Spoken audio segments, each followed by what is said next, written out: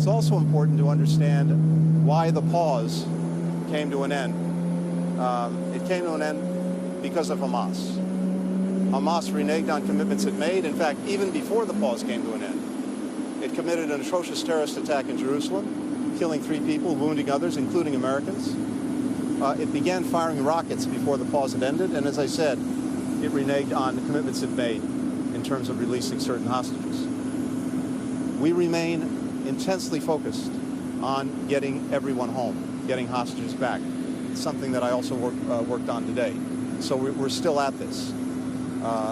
We're also very much focused, as we've been all along, on trying to make sure that this conflict doesn't spread, that it doesn't escalate in other places. But we're also using our diplomacy to look at not only what's happening today and how we're handling that, but also what happens the day after in Gaza, and how we can get on the path to a just, lasting, and secure peace for Israelis, for Palestinians, in fact, for everyone in the region. And that's also a big focus of our diplomacy. Here today, I had an opportunity to meet with a number of colleagues from across the region, and we focused our conversation on all 3 aspects of what we're doing. Today, the day after in Gaza, as well as the path to a durable, lasting, secure peace for everyone concerned. We have to be doing all of that. We have to be doing all of that at the same time. A lot of it requires hard work, tough decisions, commitments that various countries will have to make. We know from many years of experience, none of it will be easy, but I think it's more imperative than ever. So that's the work of our diplomacy day in, day out. That's why the United States is here. That's why we're engaged. That's why we'll remain engaged. Happy to take some questions. Hi. Good evening, Mr. Secretary. What are the prospects for renewed pauses and for continued releases of hostages after what we saw today? And also, what does the resumption of hostilities mean for this pursuit of a post-Hamas structure in Gaza? On past visits, your interlocutors in the region were not particularly ready to talk about that post-war structure. Where do things stand now? So, Modi, on hostages, as I said, we remain intensely focused on that. We're determined to do everything we can to get everyone home, to get them reunited with their families, including pursuing the process that had worked for 7 days. We had 7 days of a pause, 7 days of people coming home and being reunited with their families. So we're on that almost hour by hour. But meanwhile, we've also been very clear that we support Israel and its efforts to make sure that October 7th never happens again. We've also been very clear about the imperative of doing that in a way that puts a premium on protecting civilians and making sure that humanitarian assistance gets to those who need it. So that's what we're focused on, and we're doing both at the same time. At the same time, and in the conversations that we had today, it is important for us to be talking about, thinking about every aspect of this challenge, not only today, but also what happens the day after the conflict in Gaza is over. How are we thinking about what happens in Gaza itself? How's it governed? Where does the security come from? How do we begin to rebuild?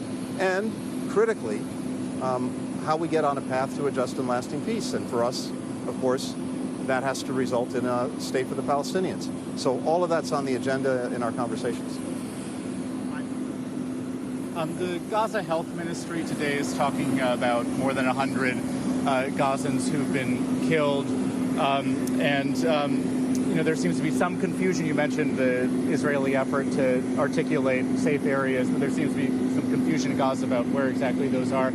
How would you assess the Israeli holding to the commitments they made to you yesterday to do a better job protecting civilians? And a second question, there's a New York Times report yesterday about an Israeli intelligence assessment that was floating around that appeared to more or less have the entire Hamas attack plan.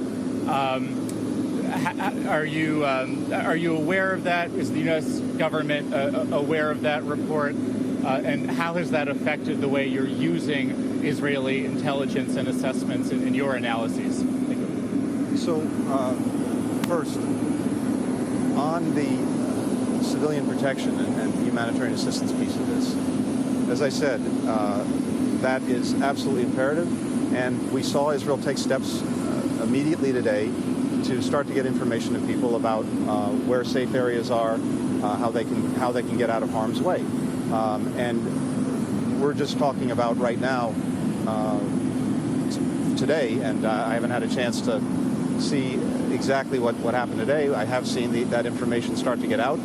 I saw the plans that Israel has in a multiplicity of ways to do everything possible to protect civilians, including making sure that they have the information they need and that there are ways to accommodate them.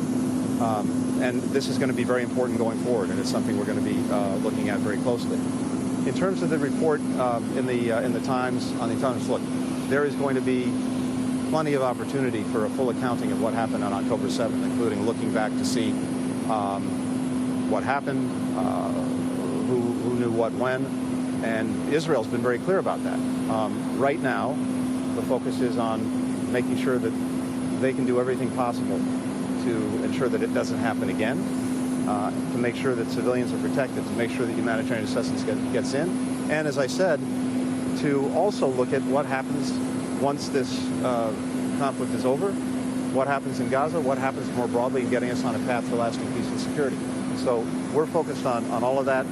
I think there'll be time, and I know this will happen, there'll be accountability looking at what led up to October 7th.